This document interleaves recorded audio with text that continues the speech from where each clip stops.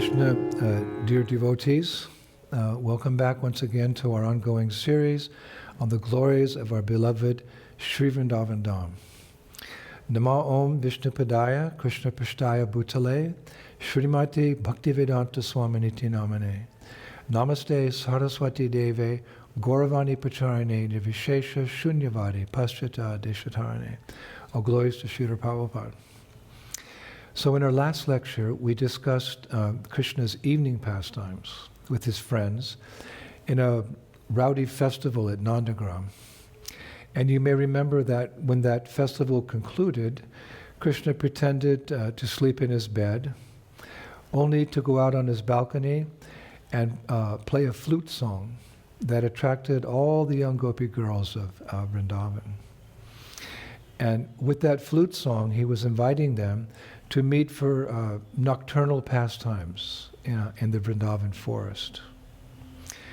And as I read more last night, I was surprised to find that as that evening stage show in Nandagram was going on, simultaneously in Yavat, where Shri Radha lived with her in-laws, Jatila, Shri Radha's mother-in-law, was encouraging Shri Radha to eat her dinner at the same time that festival was going on in Nandagram, saying, "My dear daughter-in-law, since your husband Abhimanyu has already eaten, and my daughter Kutila has gone to bed, you should eat your dinner now. You must forgive me for listening to all that village gossip about you and then insulting you.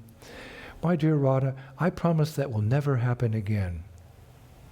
Indeed, I have arranged that tomorrow quarrelsome Kutila, my daughter, will stay at another person's home because she's also criticizing you." So Radharani was happy to hear these words, but she doubted how long Jatila would actually think like that. As we've discussed many times, Jatila is always suspicious that Sri Radha is secretly meeting Krishna somewhere. Anyway, Jatila continued. She said, "Oh dear, I fear I may not be alive much longer. Thus my hopes rest with my son, Abhimanyu, and with you, Sri Radha. My dear girl, I think your mother and father must be demigods to have given birth to such a daughter." So for some time, Jatila carried on like this, smiling at Radharani, holding her hand. And then they went to the kitchen, where Jatila sat Sri Radha down and was about to serve her puris, milk, and sweet rice. But Sri Radha, had heard Krishna's flute earlier, again inviting all his gopis to go secretly to meet with him that night. And as a result, her heart was racing with the thought of soon meeting Krishna. So she wasn't interested in eating a meal served by Jatila. So Sri Radha said to Jatila, "Mother, you must be tired. Please go to bed. I will eat something upstairs in my room." So Jatila was pleased to be relieved of her duty. So the two of them embraced and they retired to their respective quarters. So Radharani went to her room. And as she entered her room and closed the door behind her, it's described, she breathed a sigh of relief. And then she sat down to eat at a table arranged by her maidservants, the remnants of Krishna's dinner that evening. Yes. That included ladus and milk brought from Nandagram by Lavanga Manjari. Lavanga Manjari brought the remnants of Krishna's prasadam. And I was reading that as soon as Sri Radha touched Krishna's prasad, her body erupted in goosebumps, or we say her hair stood on end. And when she tasted it, the remnants of Krishna's prasadam, her lips trembled, and she became so excited that, she almost forgot about eating. So she mechanically placed a few morsels into her mouth of Krishna's prasad. And what happened is that Tears came from her eyes, down her lotus face, and trickled onto her plate. And the touch, smell, and taste of Krishna's remnants made her stunned for some time.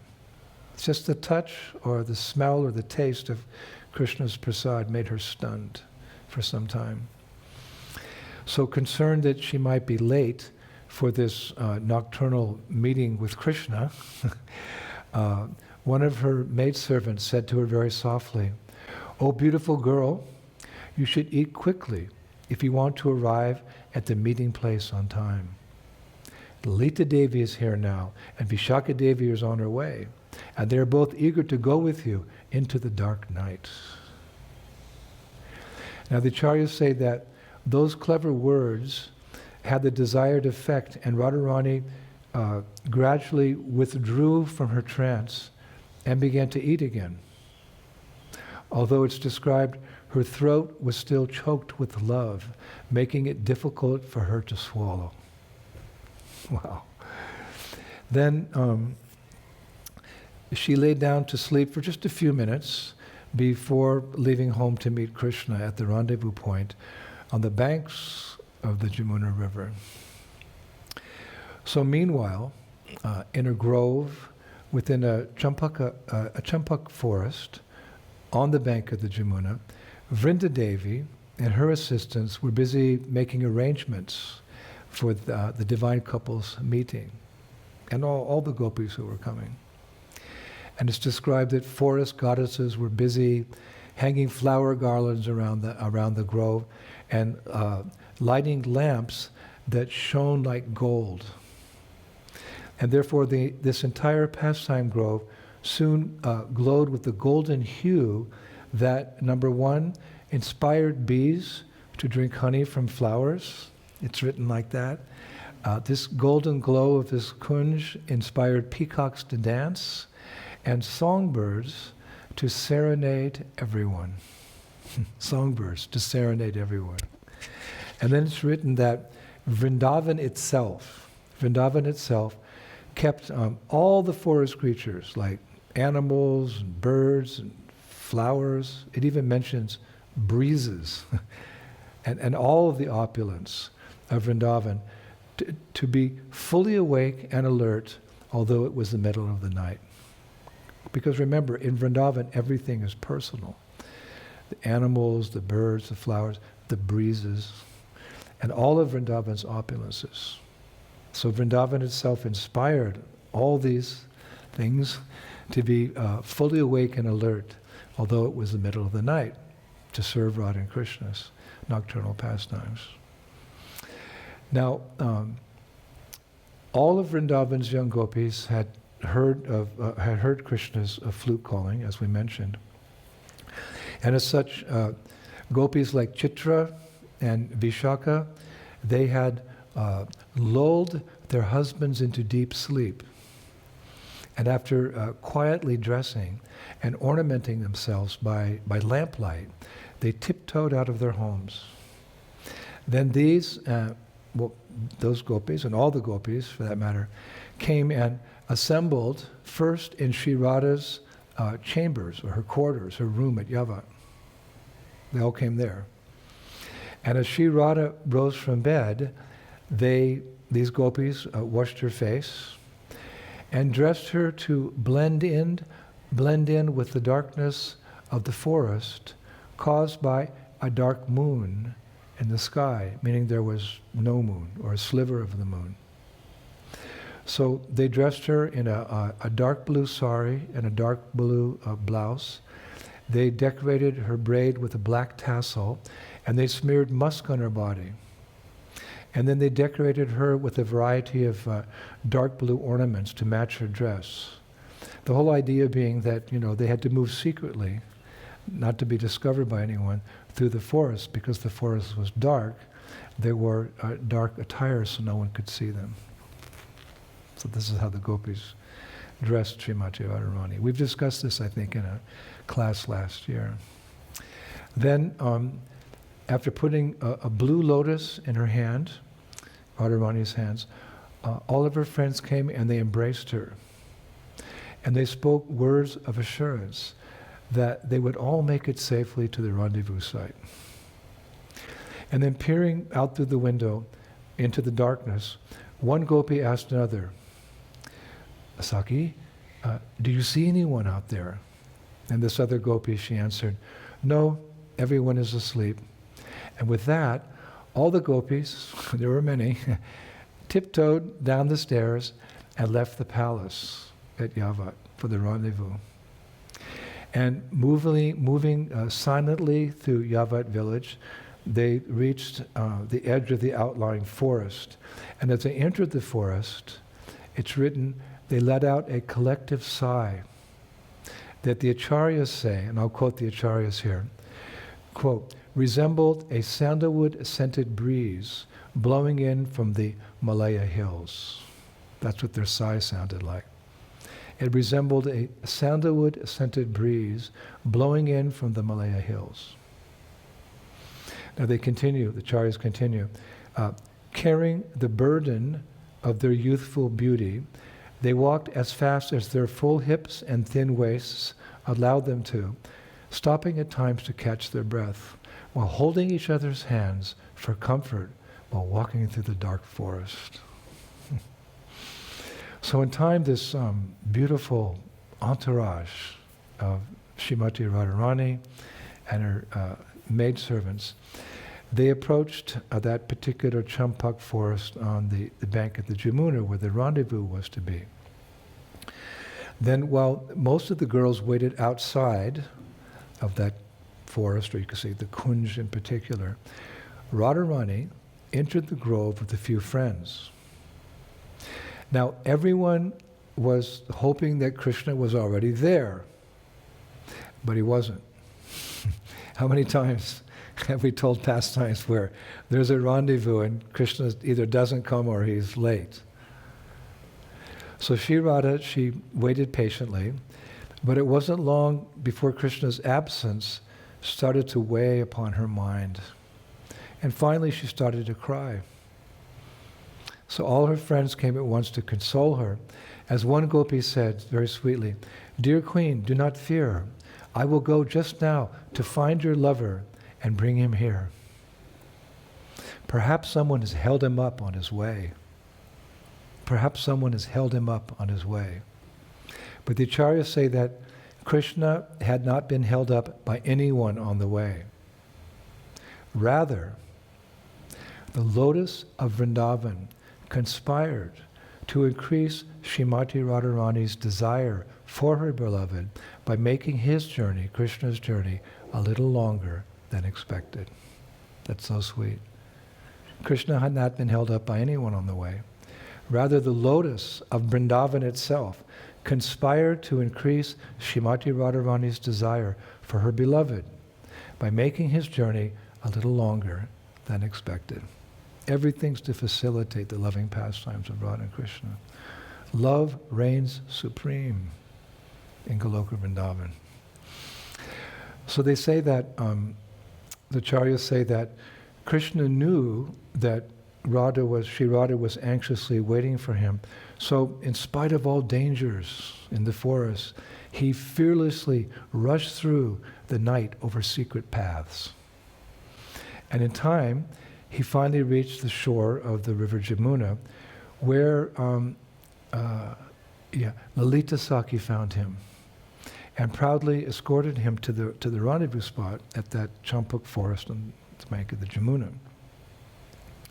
So the acharyas write that, quote, "The divine couple's meetings can be fully appreciated only by those who have unalloyed love for them, the divine couple, who worship them in the mood of the gopis, and who have received the shelter of one such gopi."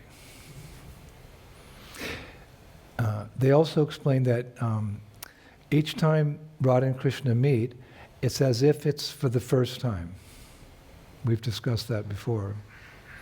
But I was reading last night, it was really exciting, that sometimes Yogamaya even makes Radha and Krishna forget that they had been together just a few hours before.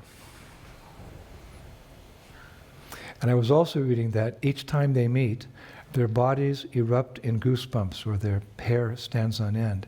And their girlfriends shed tears of joy seeing the divine couple reunited in their midst. This is perfection for the gopis, to facilitate the meeting of Radha and Krishna. And one last thing I remember, that whenever they meet, again, quote unquote, for the first time, as if the first time, they're unable to speak to each other for a few moments. They're just stunned. So on this particular occasion, with Krishna's finally arriving at the planned rendezvous that night, Vishaka Saki offered Radha and Krishna flower garlands. And other gopis, they offered the divine couple sandalwood pulp, and still other young girls offered them betel leaves. And then finally, one young gopi, she suggested to the divine couple, "Dearest Radha and Krishna, why not behold the beauty the Vrindavan forest has prepared for you? Why not behold the beauty the Vrindavan forest has prepared for you?"